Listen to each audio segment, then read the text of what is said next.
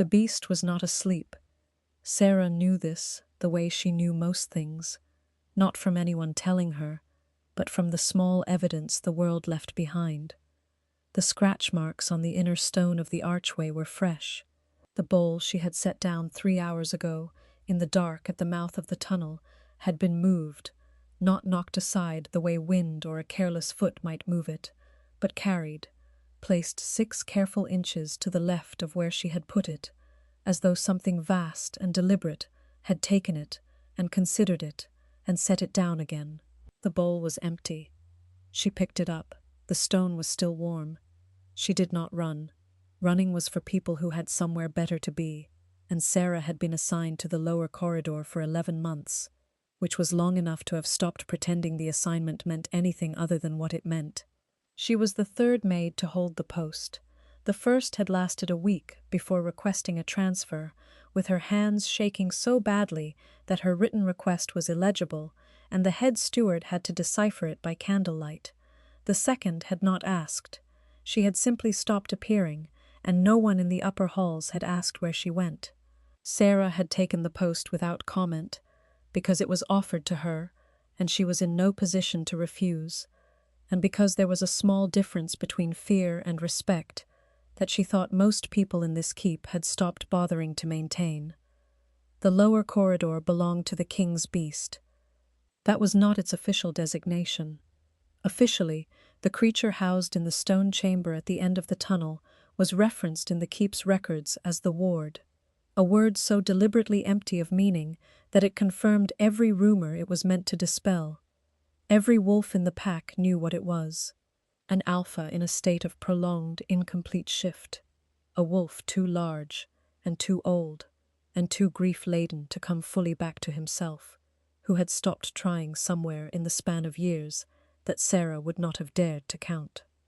The records she had found in the lower archive said the ward had first been noted in the chamber 37 years ago. She suspected the records were incomplete. The scratches on the stone were in layers that a trained eye could date by depth, and some of them went back much further than 37 years. She was mute. She had been mute from birth, which was not the same as silent. She made sound enough when it was called for, a low sound in her throat, a struck flat tone when startled, but she had no language in her mouth. None ever had. She had language everywhere else. Her hands moved it, her face held it, her body stated what it needed to state, and withheld what it needed to withhold, and she had learned young that people who could not hear her could not interrupt her either, which had its advantages in a keep full of wolves who talked too much and listened too little. She set the empty bowl on her tray and turned back toward the kitchen stair. Behind her, deep in the tunnel, something breathed. It was not a threatening sound. That was the thing she had stopped being able to explain to anyone who asked. Not that many asked anymore.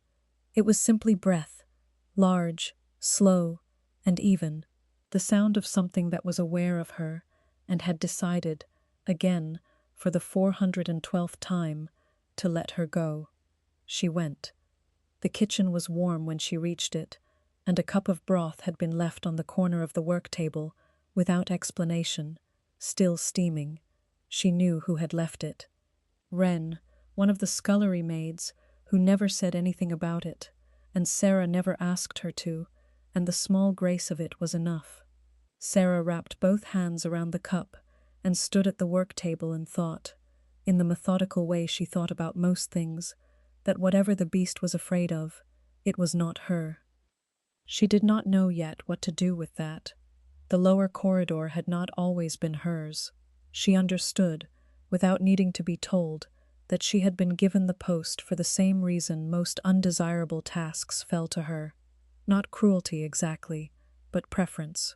Preference for someone whose absence would cause the least disruption. Sarah was a small omega in a keep of wolves who registered her, if they registered her at all, the way they registered furniture. A shape occupying a familiar corner, useful by virtue of being there when needed, and invisible when not. She had been at Velmore Keep for 3 years. In that time, she had been assigned to the laundry, to the upper corridors. to the cold storage, where preserves were taken down and catalogued each autumn. Each reassignment had carried the faint texture of an afterthought, a task that belonged to no one in particular, and so had fallen to her. She had learned the keep in layers, the way stone learns weather, slowly, and in every direction at once. She knew which floorboards announced footsteps before their owner intended to be heard. She knew that the head steward, Aldrich, preferred his disappointments delivered in writing because he could revise his reaction before responding, and that this was not cowardice, but a form of control he had exercised so long it had become indistinguishable from dignity. She knew that the pack's higher wolves ate together in the great hall on the third evening of every week, and that on those evenings the lower corridors were quieter than usual, because even the keep's walls seemed to hold their breath in collective deference to rank. Her rank was the lowest the keep recognized. She was an omega and she was mute, and in a world ordered by voice, by challenge and declaration, and the spoken word of alpha law, her silence was read as absence. She had spent 3 years not correcting this impression, not because she lacked the will to correct it, but because she had concluded that invisibility, used with intention, was a form of precision. You could learn things invisible that you could not learn any other way. You could go where the noticed could not go. The lower corridor was where she had gone. At first she had done what the post required, left the food at the prescribed location, a shallow alcove 10 feet before the inner archway, and retreated. The keep's unwritten rule was that you did not proceed beyond the alcove. No one had written this rule down because writing it down would have required acknowledging that something lived past it, and the keep was invested in not acknowledging that. So the rule existed purely in the way people moved, the half step they took and then stopped, the refusal of their own forward momentum, the small animal correction that read in their bodies as common sense. Sarah had noticed the correction in herself on the 4th night. She had also noticed that the bowl left in the alcove was sometimes untouched, and that on the nights it was untouched, the low sound from the far dark was different. Not breath, but something more jagged, something that carried the texture of pain. She had not decided to move forward. She had simply stopped stopping. By the 2nd week, she was setting the bowl at the mouth of the tunnel instead of the alcove. By the 6th week, she was 10 feet past the archway in the dark, and she had learned to move as she moved through all the keep's overlooked spaces, without hurry, without the bright front of deliberate approach that most people wore when they wanted to announce themselves as harmless. She was not performing harmlessness. She simply was what she was, and what she was apparently did not disturb whatever lived in the dark, because the breathing never changed when she was near it. That winter, she began to sit with it. Not close, not recklessly.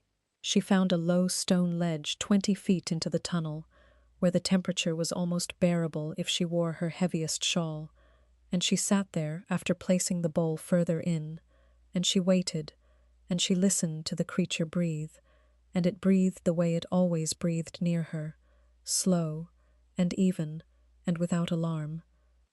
She brought better food in the 7th month, not the gray institutional mash the kitchen sent down as a matter of form, but proper things, meat not long from the fire, broth she made herself in the small hours before the kitchen day began, occasionally fruit she traded her own bread ration to obtain. She did not know if the creature cared about the difference. She suspected it did, because on the nights she brought the better food, the warmth on the emptied bowl was different, not just retained heat, something more deliberate. February arrived with the particular cruelty of a cold that came not from outside, but from the stone itself, radiating inward from walls that had been frozen for months. Sarah developed a cough she managed by ignoring it, which was less a strategy than a refusal to have one. She had no one to report illness to who would have done anything useful about it. She kept her post. It was the cough, she thought later, that changed things. She had set the bowl down further in the tunnel than she had ever gone before, not by plan, but because her hands had been occupied with suppressing the cough, and she had walked further before she set it down. She heard the breathing shift when she straightened. Not alarm, something else. Something she did not have a word for, that was not alarm, not curiosity, but a quality between them that she associated with attention, with the specific kind of focus that preceded a decision. She stood still. She always stood still when the quality of the breathing changed. It was not calculation, it was instinct, and her instincts in that corridor had not yet been wrong. The warmth hit her before she saw anything, a wave of it rolling down the tunnel, not fire, nothing sharp, but body heat, on a scale that belonged to something enormous, and with it came the scent. She had caught its scent before, always faint, always at the edge of what her senses reached, cedarwood and old iron, and something beneath those that she had no name for, something deep and very old, like stone that had been warm for centuries. She had thought, the first several times she caught it, that she was imagining the warmth in it. Standing 12 feet inside the tunnel in February, with her cough clenched in her chest, she understood that she had not been imagining it. He was there, not the beast in its fullest sense, not the massive, incomplete shift she had half glimpsed in her peripheral vision on 3 or 4 occasions, moving at the far edge of the torchlight. This was different, larger, yes. She could feel the displacement of air that spoke to something enormous, but not formless. She could see the outline of a shape that was neither fully wolf nor fully man, but something that carried the bones of both, and it was still, and it was watching her, and its breathing was slow and even and unchanged. She looked back. She did not perform calm. She was not performing anything. She had been many things in the lower corridor over these months. Tired, cold, concentrated. And she was all of those things now. And she was also aware, without quite deciding to register it, that the scent around her had changed, warm. The cedarwood note had opened up. The iron had receded, and something she could only describe as recognition had entered the air between them, though she would not have known what to call it if anyone had asked. The breathing did not change. She was the one who moved first. She took one step forward, then another. Then she set her hand, flat and quiet, against the stone of the tunnel wall, 6 inches from where his shoulder would have been if he had stepped any closer. The warmth coming off him was extraordinary. She stayed. He did not move away. When she finally left, well past the time she should have, the bowl was empty again, and the scent in the tunnel was different than it had been on any night before, not thinner, not muted, but full, opened out, like a room where a window has been pushed wide after a long winter of being closed. Wren found her at the work table again with the empty bowl. Wren did not ask questions. She refilled the broth cup and set it down and went back to her work, and Sarah stood there with the warm cup in her hands and the cedar scent still caught in the fabric of her shawl, and she thought that she did not know what was happening to her. She thought this clearly, and without distress, the way she thought about most things that were too large to manage immediately, which was that she would keep doing what she was doing, and eventually the shape of it would become clear. She had been wrong about a great many things in her life. She was not wrong about this. She went back the next night. What she did not know, could not have known, standing in the kitchen in the small hours with broth cooling between her palms, was that she was being watched. Not by the beast. She had known for weeks that she was watched by the beast, in whatever way it watched, and that knowledge had settled into something she thought of less as observation and more as company.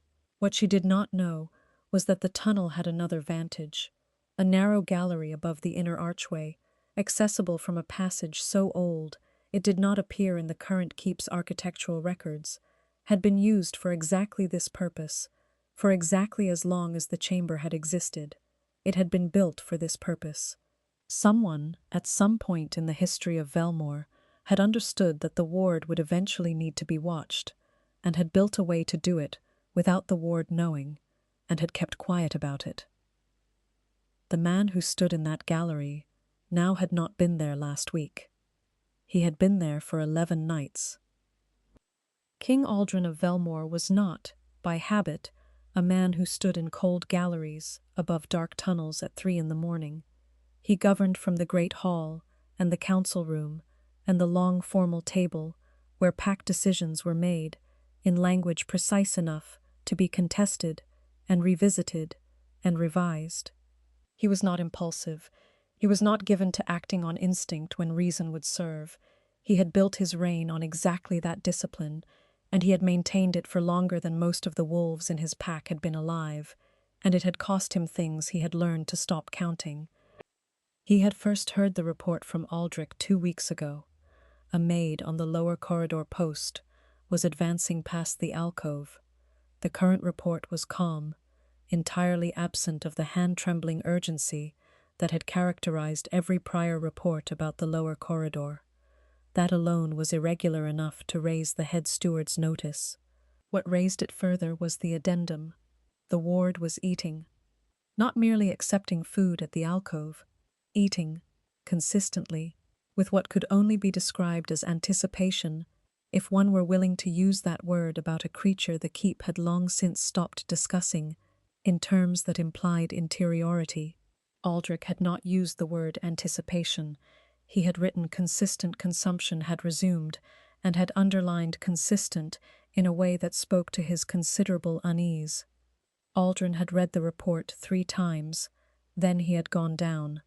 He had not identified himself to anyone. He came through the old passage, because the old passage was the only way to reach the gallery without passing through the lower corridor itself, and he was not yet ready to be seen doing this. He was not sure he would ever be ready for that, though he recognized the unlikelihood of keeping his own presence private indefinitely, which had never stopped him from preferring to observe before acting. He was a deliberate man. He watched first. What he watched, on the first night, was a small Omega woman in an oversized gray shawl walk into the dark with a tray, move past the alcove without hesitation, and continue down the tunnel further than anyone Aldrin had seen in 37 years. She moved without performance. No torch. She did not carry a light with her past the archway. He had verified this 3 times. She simply walked into the dark, as though she knew it well enough that light was not the point. He watched her set the bowl down and step back and stand still. He watched the darkness move. He had watched the darkness in that tunnel for 37 years, in grief and in dread, and in the particular guilt of a man who had made a choice he could not take back. And he knew every quality of the darkness below that archway. He knew the stillness of it when the ward was dormant. He knew the electric quality of it when the ward was agitated. He knew, because it was etched into him, the way the shadows deepened and seemed to press outward when the ward was suffering. What he did not know, had not seen, not once, in 37 years, was the darkness moving forward. It moved forward on the first night he watched her, not toward the bowl, toward her. He was gripping the stone of the gallery rail before he knew his hands had moved. He stood there rigid with preparation for what he had spent 37 years dreading. A sound, a motion, an ending, and none of it came. The darkness moved forward and stopped at a distance that was not indifferent, stopped at the distance of a thing that was choosing how close to come. The maid did not move. She stood in the dark with her hands at her sides, and the great shape in the black that was, and was not his king, stood before her, at a distance that amounted, in every possible physical reading, to consideration, and then the breathing changed, and Aldrin's hands on the stone of the gallery rail slowly unclenched. He came back the next night. And the next. On the 11th night he watched her set her hand against the tunnel wall in the dark, and he heard the sound the ward made then, not a growl, not anything he had a word for in 37 years of listening, and he understood something he had suspected and refused to conclude, and he stood in the cold gallery for a long time after she was gone, looking at the empty tunnel below.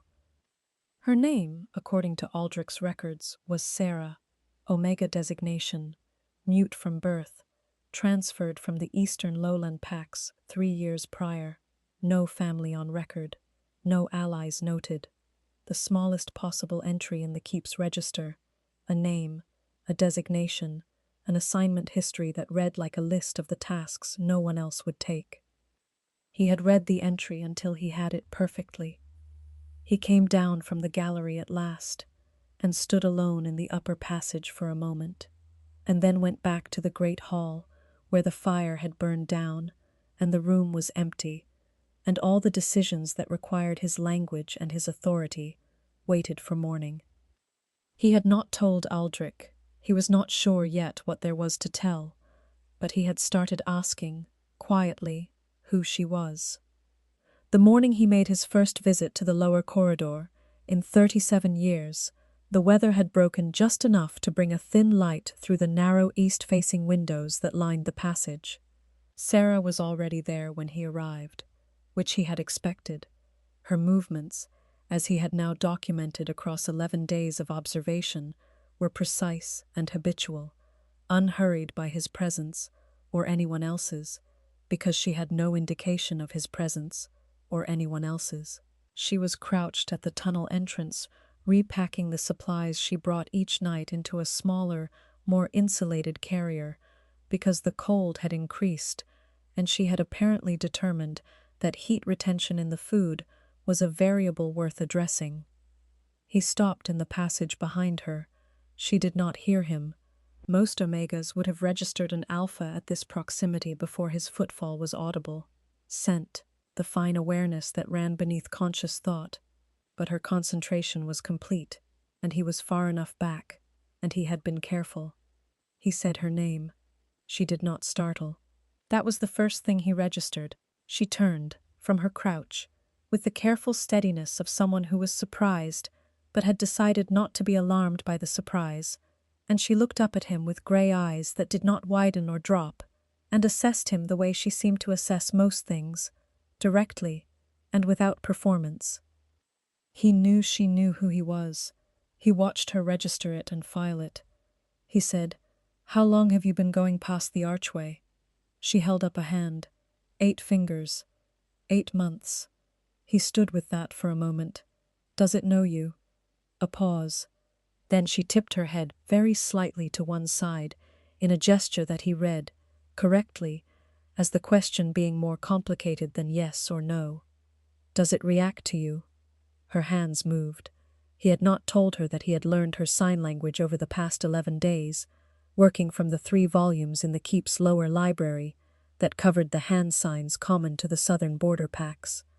He did not tell her now, either, because watching her hands move and then waiting, as though he needed time to interpret, which he did not, allowed him a fraction of extra time to think, while she thought he was translating. Her hands said, "It is calmer when I am there. I don't know why." "Neither do I," he said, which was not quite true, but was true enough. She looked at him steadily. He was aware, in the way he had been aware of almost nothing in 37 years of deliberate suppression, of her scent. It had been present at the edge of his notice since he had stepped into the corridor, not sharp, not demanding, but there, in the quiet, persistent way that a light was there in a room, present, whether or not you named it. Warm and clear. Something green in it, something he had no name for that was not any herb or flower he knew. He did not name it to himself. He filed it behind the reason he had come. He said, "I want to see what you do." She considered this. Then she nodded once, and turned back to the carrier she was packing, and finished packing it, and stood with it held in both hands, and waited with a patience that was not servile, not the deference of an Omega performing compliance for a king, but the patience of someone comfortable with being in the middle of a task, and having learned that tasks were best finished, rather than interrupted. He followed her in. He had not been in the tunnel in 37 years. He had not been able to. He was aware, stepping through the archway behind her, that his hands had adopted the steadiness of something he was maintaining rather than something he felt. The steadiness, he thought, of a man who had spent a very long time deciding not to feel certain things, and had gotten so good at the decision that it had passed itself off as calm. She did not look back to see if he was following. She simply moved, in the dark, as though she had done this hundreds of times and had no reason to change her manner now that someone was watching. Ahead of them, the darkness shifted. Aldrin stopped. He stopped because every learned instinct he had, the instincts of the man who governed this pack, who had made choices here, who carried what he carried, said stop. But Sarah did not stop. She continued forward 6 more paces and set the carrier down and crouched beside it in the easy, habitual motion of someone completing a step in a sequence she knew by heart, and in the dark ahead of them, the darkness stilled. The breathing was audible now.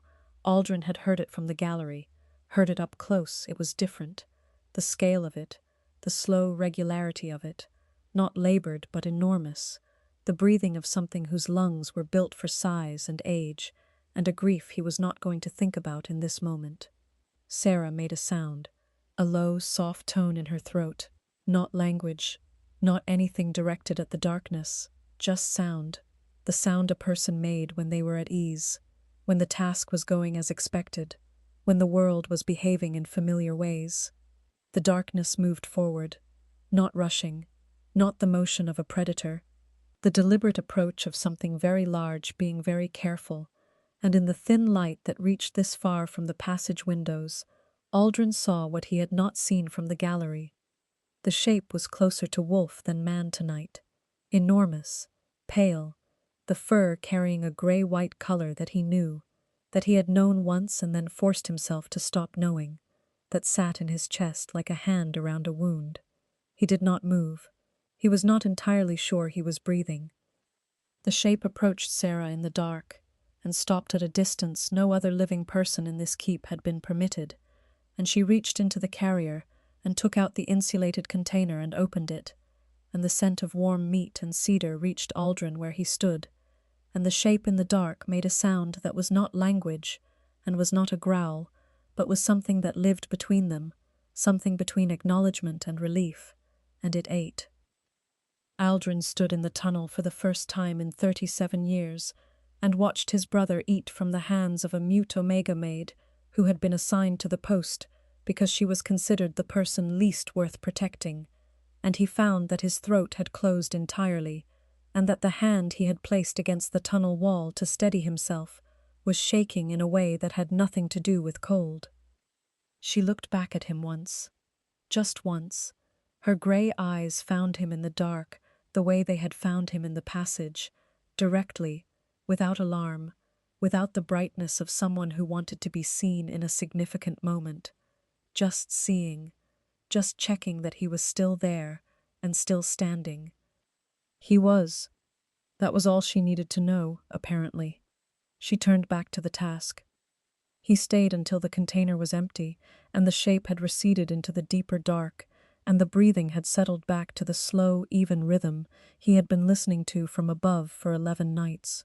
Then he and Sarah walked back through the archway together, in a silence that he did not attempt to fill, and he was aware that the scent of her, warm, clean, green-noted, was closer now, not because she had moved toward him, but because the passage was narrower, and they were walking side by side, and he was also aware, because he was not a fool, that this was not simply a pleasant proximity. His awareness of it was not the awareness of a king noting the presence of a ward staff member. It was older than that, and more precise than that, and it lived in the part of him that he had spent 37 years refusing to address. At the passage end she stopped. She turned and looked at him with the question visible in her face, not performed, not angled, just present. He said, "Tomorrow night." She held his gaze for a moment. Then she nodded and took her tray and went up the kitchen stair. He stood in the cold passage, and listened to her footsteps recede, and told himself that he was going back tomorrow because of his brother. That was the truth. That was the complete truth, and he would examine it carefully in the clear light of the council room and find no inaccuracy in it.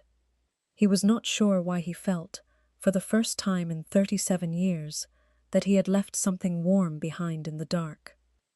Aldrich brought the formal complaint to Aldrin on the morning of the third week, which meant that someone with enough proximity to the lower corridor post had noticed the king's interest in it, and had acted before the interest could become policy. The document was precise. Aldrich delivered it with the expression he wore when he was communicating that the matter had been placed in his hands by a party he was not at liberty to name, and that Aldrin would understand the shape of this without requiring elaboration. Aldrin understood it perfectly. The formal complaint alleged that the maid Sarah had exceeded the scope of her assignment, had entered restricted areas without authorization, had persisted in doing so after an implied order to maintain prescribed boundaries, and had engaged in behaviors that constituted a risk to keep security. The language was careful, not cruel precisely, but efficient, the kind of language built less to persuade and more to compel a procedural response that would make further investigation seem excessive. The unnamed party behind the document was not difficult to identify. Lord Khan, the pack's highest-ranking elder after Aldrin himself, who had held the lower corridor post as a matter of administrative oversight for the full 37 years of the ward's residence, and who would have been the first to notice both that the ward was eating again and that the king had been observed in the lower passage. Khan was not cartoonishly cruel. He was, in fact, competent, thorough, politically informed, and deeply invested in the version of this keep in which the ward's existence was managed, contained, and never resolved. Aldrin's renewed involvement threatened that containment in ways Khan was entitled to find alarming, and the complaint was the most reasonable tool available to a man who was trying to protect an arrangement that had, after all, kept the pack stable for 37 years. Aldrin read the document twice. He set it on the table. He said, "Tell me what documentation exists for the lower corridor assignment protocols." Aldrich said, "There is very little formal documentation, my lord. The post was created informally and has been maintained by informal understanding." Meaning there is no written mandate confining any staff member to the alcove. A pause. That is correct. Then the complaint's first claim, unauthorized entry into restricted areas, references a restriction that does not appear in writing. Another pause, longer. I would have to verify that. Sarah appeared in the doorway of the council room at the 6th hour of the morning, having been summoned by Aldrich on Aldrin's instruction. She had brought the record with her. He had not told her to. She had brought it because she kept one, a small bound notebook with a worn cover, written in the precise hand of someone who had developed her own written shorthand over years of not having a spoken voice to rely on, which documented 11 months of lower corridor observations, entry dates, food types, bowl placement, duration of audible response, temperature of returned containers, the exact distance at which the ward had approached her on each occasion, documented in measured handspans from a reference point she had identified on the tunnel wall. Aldrin looked at the notebook for a long moment before looking up at her. "When did you start keeping this?" "From the first week," she signed. He had stopped pretending not to understand her hands. "You did not know you would need it." She considered this. Then her hands moved. "I did not know I would not need it." He stood. He said to Aldrich, "The complaint addresses behaviors constituting a risk to keep security. The documentation here demonstrates the opposite. 11 months of measurable de-escalation and stabilization in the ward's condition, with specific evidence of improved feeding, reduced distress indicators, and a consistent pattern of voluntary approach without aggression." He set the notebook on the table. If Lord Khan wishes to argue that this constitutes a security risk, He is welcome to submit a formal counter-documentation. He paused. He will need to account for the ward's condition across the prior 37 years by comparison, which I expect he will find complicated. Aldrich looked at the notebook. He looked at Sarah, who had not moved from the doorway, who was watching the exchange with the focused, neutral attention of someone who had learned to gather information accurately rather than hopefully. Then he looked back at Aldrin. "I will communicate the council's findings," Aldrich said, and his voice had shifted in the way that voices shifted when a man was revising his assessment of a situation. Not warmth, not apology, just precision. "Will the maid continue in her current post?" Aldrin said. "Yes." Aldrich left. Sarah stayed in the doorway. The morning light through the council room's east window caught the edge of her profile, and Aldrin was aware of her scent again. It entered a room before she did now, or perhaps he had simply started attending to it, and the green warm note of it had become something he found himself orienting toward, the way you oriented toward a window in a cold room, not dramatic, not a decision, just the direction the warmth was in. He looked at her. She was looking at the notebook on the table. "You may keep it," he said. She crossed to the table and took it. She held it in both hands and looked at him, and there was nothing in her face that was triumph or relief, only the quiet clarity of someone who had known what she had and had simply needed the room to agree. He said, "Sit down." She sat. He sat across from her. He said, "I owe you an explanation." Her hands, "You owe me nothing." "That is not accurate," he said. "It is generous, but not accurate." He was quiet for a moment. Then he said, "The ward is my brother, was my brother, is—" He stopped, tried again. 37 years ago he lost his mate. The bond severed before the mark was completed, which the physicians at the time said could not happen, and then had to revise their account of, because it had. The shift, what he became, was the wolf's grief, too large to come back from, too old by then to carry lightly. He looked at the table.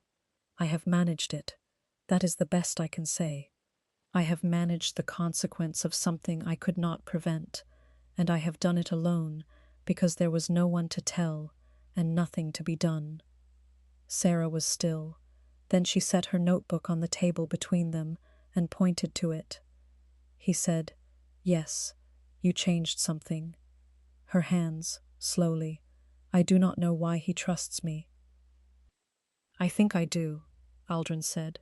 He did not say more than that. He was not ready to say more than that, and she did not push him, and the silence between them was the same quality of silence that he had been present for in the tunnel. Not empty, not uncomfortable, but full of a thing neither of them was going to name today. He said, quietly, "Don't go anywhere." She looked at him. Her hands were still. Then she nodded once, and picked up her notebook, and went. He sat in the council room for a long time after she was gone, and the east light moved across the table in the slow way of March light, thin and clear, not warm yet, but no longer pretending to be winter either. She stayed. She stayed through March and into April, and the lower corridor became, in increments so gradual they were difficult to document even in her precise records, something other than what it had been.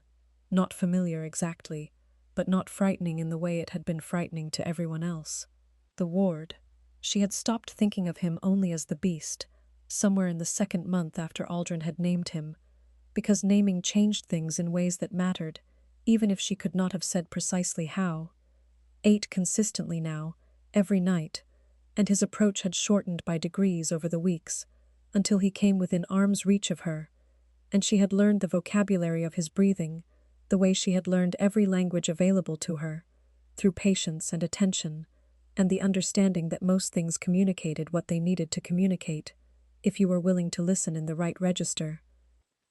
Aldrin came down most nights, not every night. Some nights she arrived and found the gallery above the archway dark, and she understood this without needing to examine it. He was a king, He had a keep to govern, and his grief was not a simple thing to carry into a dark tunnel repeatedly, and she was not going to make demands of him that she had no right to make. She had learned a great deal about what she had the right to ask for and what she did not, and she kept the boundary with a precision that was not self-deprecation, but something more careful, a genuine accounting of her position in this keep and this pack and this life, and a genuine refusal to pretend that accounting away. On the nights he came, he stood beside her in the dark while she worked, and they developed a conversation that happened mostly in silence and occasionally in words, him asking questions that had begun as practical questions about the ward's condition and had shifted, so gradually she might not have noticed if she were not paying the kind of attention she paid to everything, into questions that were not about the ward at all. Questions about where she had learned to keep records, whether she had always been assigned to undesirable posts, what she thought of the pack's eastern wall, which was in worse repair than the council believed. She answered him in her hands, and he listened with an attention she had not received from anyone in this keep, and she was careful, in the way she was careful about most things that mattered, not to want it so much that wanting it altered her judgment about what it was. He said, one evening in April, standing in the tunnel, with the wards breathing behind them, and the first real warmth of the season beginning to reach even the lower stone, "I should have known about you sooner." She signed. The post was not designed to be noticed. "No," he said, "but I should have known." She looked at him for a moment, then her hands. The notebook was always there. He said, "I know." Then, after a silence, "That is not the same as having read it." She held his gaze. He held hers. The scent of him in the tunnel was something she had stopped trying to avoid registering. Cedar and iron, and that deep, warm note beneath. The one she had no name for. The one that her own body had apparently decided to attend to, without consulting her opinion on the matter, which had become in recent weeks a source of quiet, private consideration she was not yet ready to name. The mark site at the base of her neck was warm. She had been pretending it was the tunnel's retained heat for 3 weeks now, and she was aware that this was a pretense she was holding with diminishing confidence. He said, "Stay. Not don't go anywhere. Just stay." She understood the difference. She signed, slowly, "I am not going anywhere." He was quiet for a long moment, then, "I need to tell you something." A pause that had weight to it. "I have not chosen anything, in this keep, in 37 years, that was not a management of consequence. What I am asking, what I want to ask, is not consequence management." Another pause. "I want you to know the difference matters to me." She looked at him in the dark. The warmth at her neck was persistent. Her hands moved. "I know the difference."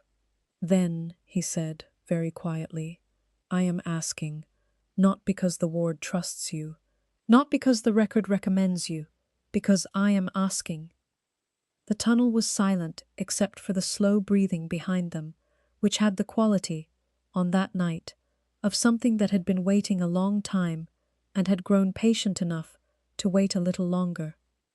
She said yes, not with her hands, with the stillness of her body, the turning of her face toward him, the degree of presence that meant the same thing in every language she had ever learned, and he understood it as completely as she had understood everything he had not yet said. He did not reach for her that night. He was not a man who moved without care. She did not reach for him. She was not a woman who had learned, at any point in her life, that reaching first was safe. But they stood together, in the dark of the lower tunnel, while the ward breathed his slow, ancient grief behind them, and the warmth between them was real, and they both knew it, and it was enough to know. He said, afterward, at the passage end, "This will need time." She signed, "I have time." He almost smiled. "I know," he said. "That has been apparent for some time." She went up the kitchen stair. The cup was on the work table. Wren had already gone to bed. Sarah stood in the warm kitchen alone and held the cup and let the feeling in her chest be what it was. Not a small feeling, Not a careful feeling, but something large and quiet that she had been managing at a distance for weeks and was now, for the first time, allowing to be present at its actual size. It was not triumph, not relief, though it was something like relief. It was the feeling of a door opening inward after a long time of standing outside it. She went to bed. She slept through the night for the first time since February. 3 months passed, in the manner of things that are settling rather than ending. April gave way to May, and May to June, and the keep rearranged itself in the subtle ways that things rearranged themselves when an authority had made a decision that the rest of the institution needed time to absorb. Aldrin announced nothing formally. He did not need to. The bond, by late April, had become scent legible to any wolf in the keep who was paying attention, which meant all of them, which meant that the rearrangement happened first in corridors and doorways and the small mechanical behaviors of the pack: a door held, a path cleared, a pair of eyes that met hers, and then dropped. Not submission, not yet, but the instinctive acknowledgement of a truth the pack's bodies had already registered that their manners had not yet caught up to. Lord Kyne offered no further formal complaints. He offered, in fact, nothing at all, which was its own kind of acknowledgement, and Sarah characterized this to herself with accuracy rather than charity. He was a practical man, and practical men did not contest biological fact. She did not require him to do more than that.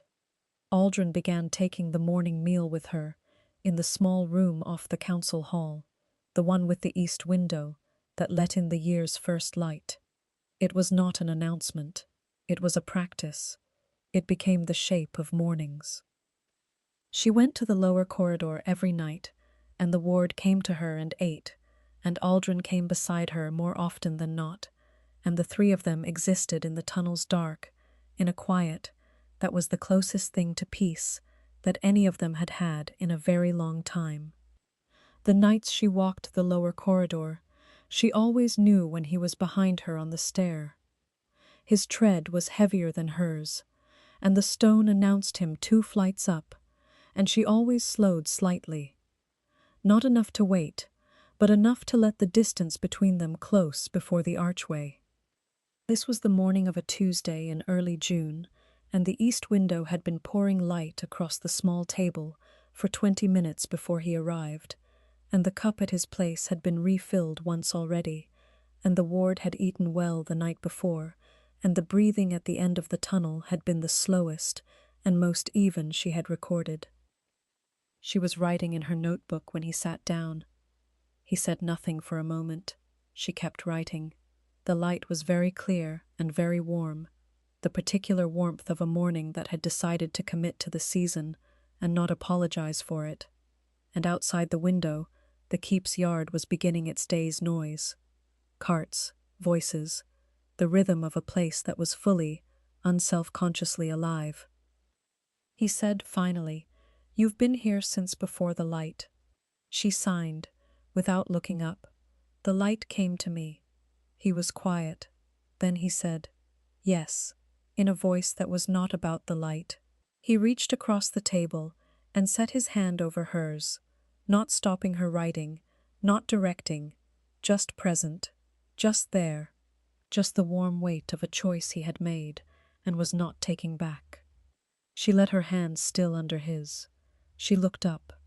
He was looking at her, the way he had looked at her in the tunnel the night she had turned and found him. Directly, without performance, the way 2 people looked at each other when neither of them was pretending anymore. She did not look away. There was no reason to. It was not remarkable.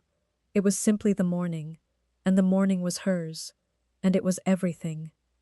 Would you have walked into that dark, 11 months without anyone asking you to, just because something in it was hurting? Let me know in the comments below.